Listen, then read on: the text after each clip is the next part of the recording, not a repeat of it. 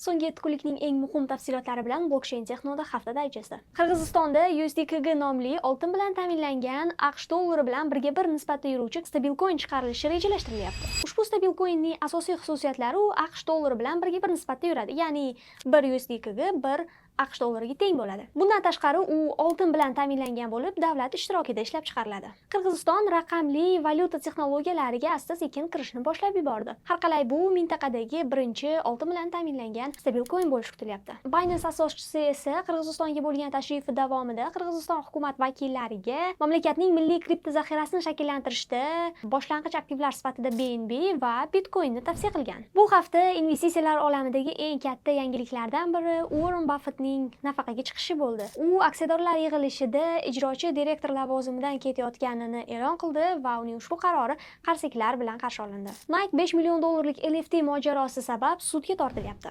Raqamli krossovkalar ortida katta mojaro yashiringan ko'rinadi. 2027-yilning iyul oyiga qadar Yevropa ittifoqida anonim kripto hisoblar taqiqlanadi. 1000 yevrodan ortiq bo'lgan barcha kripto tranzaksiyalar uchun KYC talabi joriy qilinadi. Bitcoin o'zining rekord narx darajasini urganidan qariyb 141 kun o'tdi. Tarixiy statistikalarga ko'ra esa odatda Bitcoin o'zining all-time high darajasini 211 kunda yangilagan. Demak, agar aynan mana shu model saqlanadigan bo'lsa, Bitcoin o'zining keyingi eng yuqori darajasini 70 kun ichida urishi mumkin. Blockchain va kriptoaktivlarga doir eng so'nggi yangiliklarni Blockchain Techno Telegram kanalimizda kuzatib boring. Ijtimoiy tarmoqlarimizga obuna bo'lishni unutmang.